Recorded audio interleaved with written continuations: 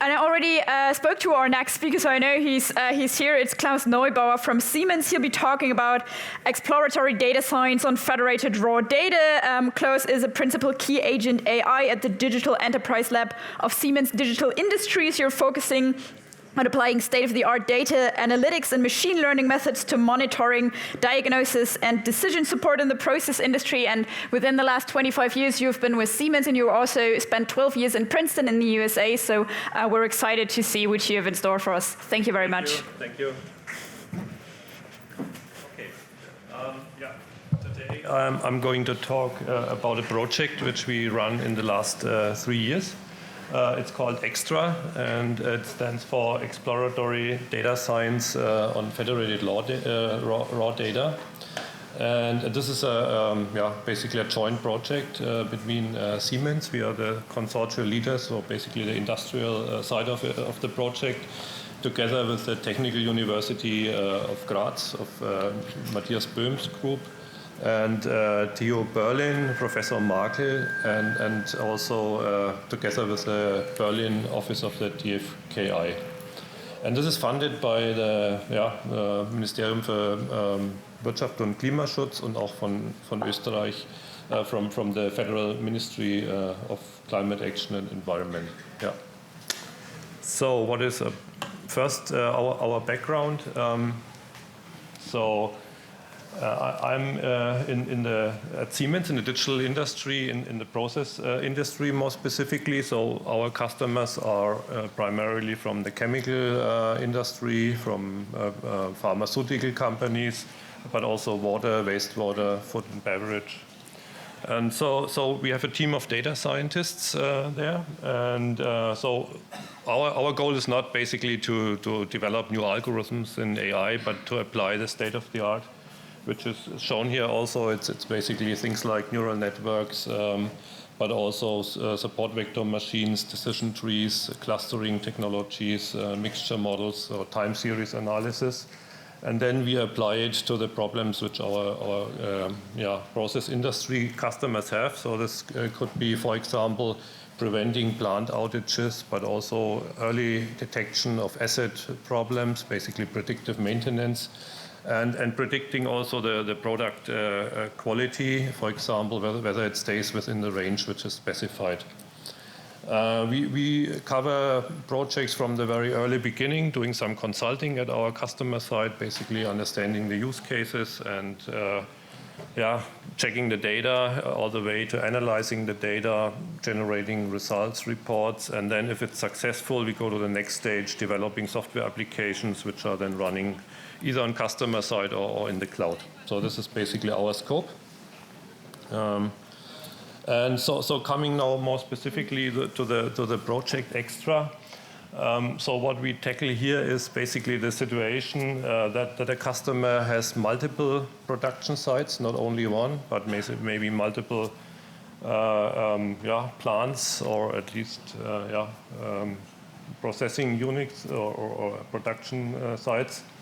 And then if you want to do a joint data analysis, that's all. There are basically two ways you can do it. So the more common one is just you take the process data which is collected in these different sites, and you transfer it to a remote center where a data scientist maybe works together with a domain expert to analyze the data and then draw the conclusions. This approach has several disadvantages. First of all, sometimes the data volumes you have to transmit are pretty big. And also sometimes for legal reasons, it's not allowed to transmit the data, either, for example, if you have to transmit it across country borders. So the complementary approach which we are using here in EXTRA is a federated approach. So the data stays on each of the sites where the data is collected. So primarily we are talking about sensor data. Yeah? And instead the algorithm comes to each site to train the model. Yeah? And we are talking here about the exploratory phase of a data analysis project where you first want to train a model based on historical data in most cases. And as you can imagine, this kind of scenario doesn't only apply to our domain, which is the process industry, but it can be also then generalized on a lot of other industries, for example, mobility or discrete manufacturing, or in the energy space like wind turbines, which are distributed or maybe offshore, all the way to building technology and so on, you can imagine. So the tricky thing is here really that if the data stays on each side, it's a much more complicated task for the data scientist who prefers actually to have everything together to analyze it with his tools. So from our side in this consortium, we also brought in use cases from our daily practice, and then one use case we used here is from fertilizer production. This is a typical predictive maintenance or condition monitoring situation where you have here basically phosphorus rock coming in here from the left side. There are some conveyor belts, some filtering, but the main asset here is a grinding mill. And it's a pretty complex device which grinds the phosphorus rock. And there are plenty of sensors which are measuring all kinds of things like vibrations or temperatures, currents, power, and so on. And here the basic machine learning task is to do an anomaly detection in this multivariate sensor space. Yeah? So basically you learn from historical data, which are in the data historian of the control system. You have a couple of months of data, and then you learn your model, and then you can detect anomalies. In this case, we used a Gaussian mixture model for this solution, but this could be also done with some other multivariate anomaly detection. So, but the important point is we have 70 sensors here which are analyzed, and so this is the first use case. The other one is more in the area of quality prediction. So that's an example from paper industry. So a big paper plant, you can imagine is really a huge facility, several square kilometers large. And basically, for example, in Scandinavia, so on one end, trucks coming in with tree logs, and on the other end, you get the paper rolls, which are 7 meters wide and 70 kilometers of paper. And the way the quality is monitored right now, mostly the people use a little paper sample and collect it every 45 minutes, use it out of the production, carry it over to the lab, and then they do basically it's called C-strength measurement. So they tear the paper apart and they measure the force. So that's basically the criteria. And this has to be based on which paper they are producing. There are different recipes. It has to be in a certain range, the quality. Now the downside of this approach is that now you get only a measurement every 45 minutes, and in between you are basically in the blind spot.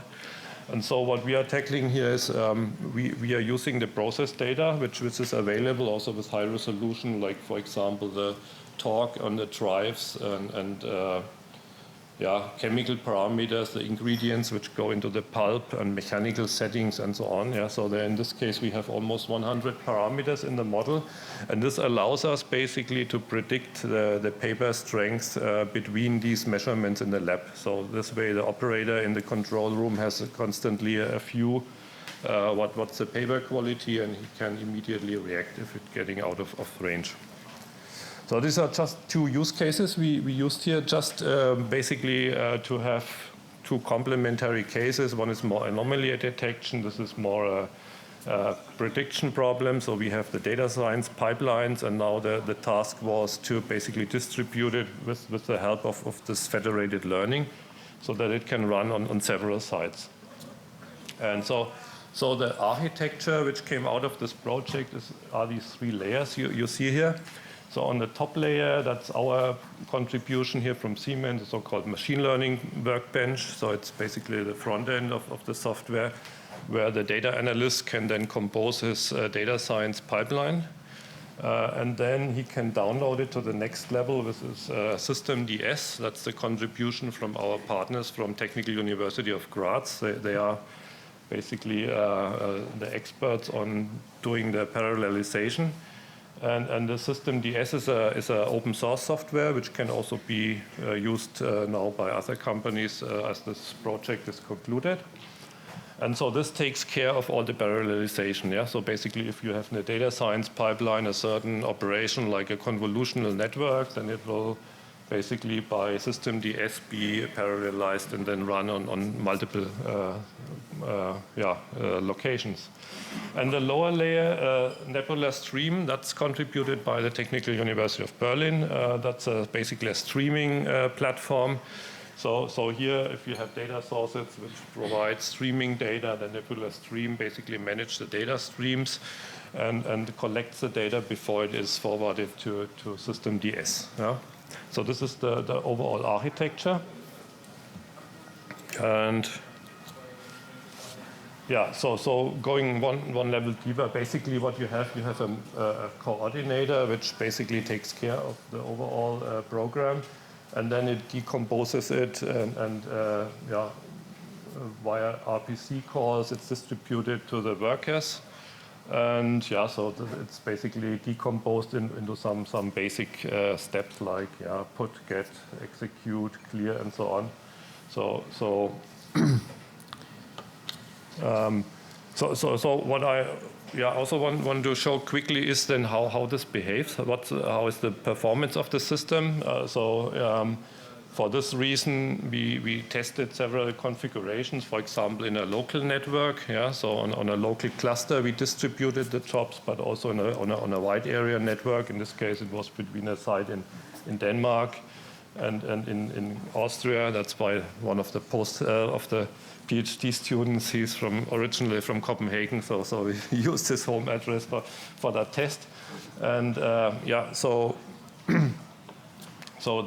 we run a couple of tests to find out how this federated learning algorithm, how they scale up if you add more and more locations to the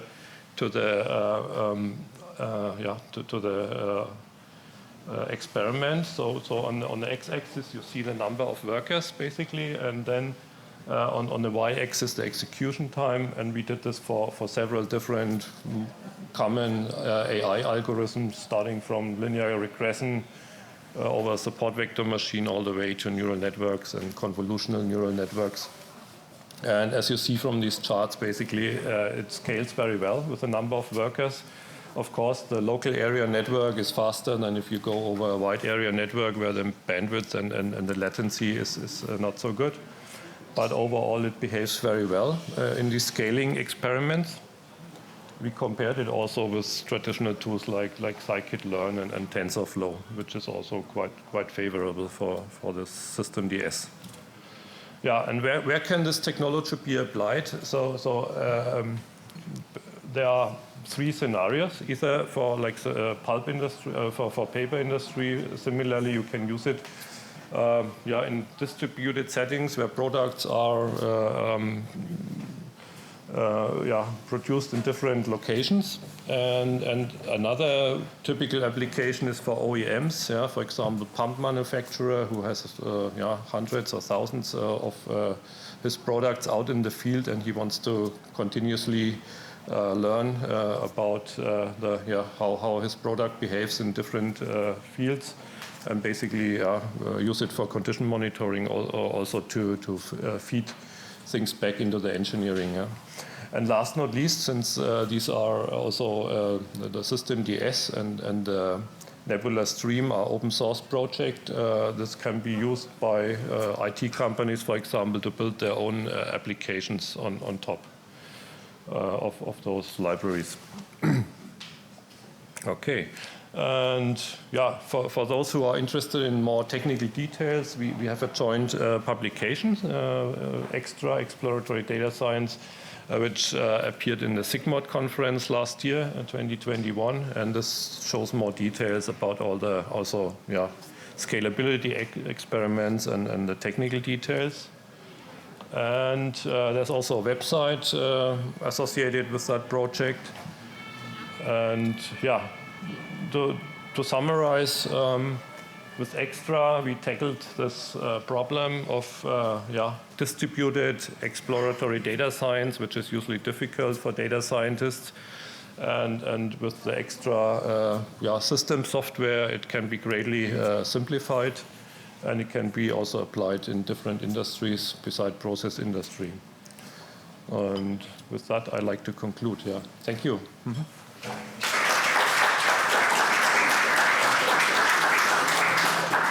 Thank you very much. We're very good on time, so we have time for questions this time. So just quickly look, God bless you, in the audience. We have a question. Please quickly say your name and the company you're representing. Hi, I'm Adam Kovács from Innovative Software Solutions from Hungary. My question would be that as I understood you in your two use cases, you can train the AI models from the sensor data, which is very, very good. But how do you collect bad data? I mean about the failures, because at the end of the day, this is the main reason for the project or the use cases to detect predict somehow. Yeah, so there are these two use cases, right? So yes. If you look at this fertilizer plant, for example, the first target was to learn only with good, or we do this actually also in other examples. We try to learn only on good data. Yeah, so we observe the process for a while, and then we learn what's normal, and then we detect later on in the operational phase what are the deviations from normal. And this is then, it's kind of an anomaly detection or one-class classification situation. Of course, if we have additional labels about what kind of failure it is, then we can apply more supervised learning and do a more detailed root cause analysis or so. But in the first step, it's more or less an anomaly detection, and for that you do not necessarily need failure examples. Of course, it's better to have one also to check or to validate the performance of the model. Yeah? And then the other example for the process optimization or this paper quality, I mean, here we have typically the labels, because at least every 45 minutes a sample is checked in the lab, and then we see what is the actual strength of the beta of the strength of the paper, and we can match it with a prediction from our model. So it's kind of a supervised thing anyway. Thank you. Great, thanks for answering that question. We've got time for another question, if there is one. We see in the back. Yes, I wonder if at the early stage, when you're deploying different models in order to identify, or optimize some of those models, and at the same time identify the best and optimum model for that particular solution, whether it's possible to learn from fusing different models together at the end rather than selecting the optimal model that's been deployed. Yeah, that's not something we specifically looked into in this project, but that's an option. Yeah, I mean, of course, if we before we deploy models, we do the usual stuff like training and validating on independent data sets, and then we do hyperparameter optimization, and we try to find the best overall solution, which could also be a combination of several models. Yeah. Thank you very much, and thanks for answering the questions. Thanks for your presentation, and thanks for joining us.